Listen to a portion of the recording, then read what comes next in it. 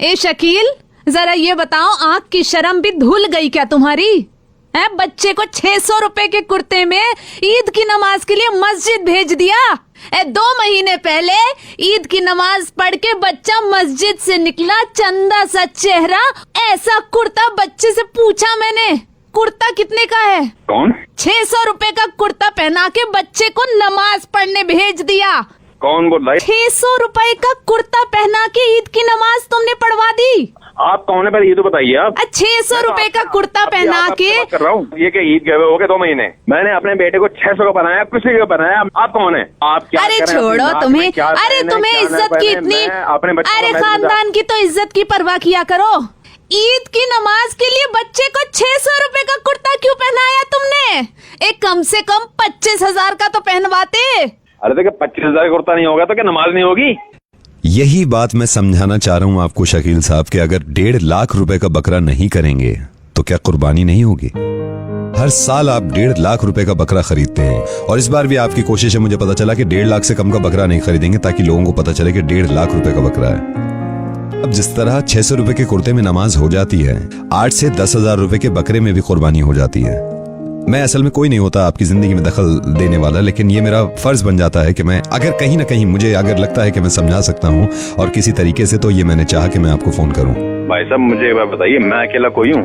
और भी बहुत से लोग हैं जो खरीदते हैं, न्यूज़पेपर में नाम आता है, सब कुछ आता है। तो ये बताइए, आप कुर्बानी न्यूज़पेपर में नाम लाने के लिए कर रहे थे और मैं ये शुरुआत आपसे करना चाह रहा हूँ और इंशाल्लाह ये उम्मीद है कि आने वाले वक्त में सबके समझ में ये बात आएगी। पता नहीं लोग दिखावा करने के लिए क्यों ऐसा करते हैं कि 1.5, 2 लाख रुपए के बकरे। आप जरा खुद सोचिए इस बात को कि 1.5 लाख के बकरे में भी कितना गोश्त होगा।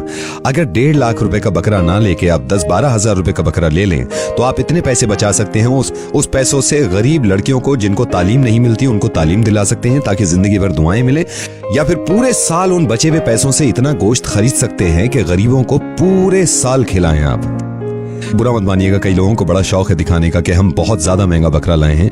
अल्लाह ताला ने कुर्बानी फर्ज की है हर इंसान पे जिसके पास पैसा है, लेकिन हमें यह अकल भी दी है कि हम किस तरह अपना पैसा इस्तेमाल करें। और मैं सभी से गुजारिश करूंगा, अगर आप भी सुन रहे हैं इस बात को, तो बहुत सारे लोग हैं जो जानबूझकर बकरे के पैसे बढ़ा के बताते हैं, 4 गुना बढ़ा के बताते हैं। प्लीज जितने का खरीदा हो इतने का बताया करें, क्योंकि हो सकता है कि किसी का कुर्बानी करने का इरादा हो और आपके रेट सुन के वो शायद हिम्मत ना करें कि नहीं इतनी महंगी कुर्बानी तो हम नहीं करेंगे। इस्लाम आसान है, इसको जितना हो सकता है आसान ही रहने दीजिए। इस बात की कितनी ज्यादा खुशी है कि हम सब लोग इंशाल्लाह कुर्बानी करेंगे और अल्लाह ताला हमारी कुर्बानियों को कबूल करे। उन 1.5 लाख रुपयों का कितना इस्तेमाल कर सकते हैं आप अपने रिश्तेदारों में, अपने अजीजों में। कोई इंसान परेशान है, उसको पैसा देके, तो ये ज्यादा बेहतर है। ये सोच के कुर्बानी मत करिएगा, कुर्बानी सिर्फ और सिर्फ अल्लाह ताला के लिए है। और आपसे भी गुजारिश है, प्लीज इस चीज का ख्याल रखें कि आप भी लोगों से कहें और आप मिसाल बन जाएं कि वाकई में आप लोगों को समझाते हैं कि इस तरह का है हमारा दीन। मैं नवेद बोल रहा हूँ और मुझे माफ़ कर दीजिएगा अगर मैंने ज़रा सा भी आपका दिल दुखाया है, और मैं चाहता नहीं, लेकिन मुझे ये लगा कि शायद मैं कुर्ते का एग्जाम्पल दूं तो शायद आपके समझ में आ जाए, क्योंकि आपको मालूम है कि 600 रुपये का भी कुर्ता होगा तो उसमें नमाज होगी आपकी। बात सुनिए आप नवेद, मैं इंशाल्लाह आने वाले वक्त में ये तमाम चीज़ों का ख्याल रखूँगा कि कुर्बानी की तरह हो और उसमें कोई दिखावा ना हो, रियाकारी ना हो। जज़ाकल्लाह, दुआ में याद रखिएगा। अल्लाह हाफिज़। ठीक है, जज़ाकल्लाह।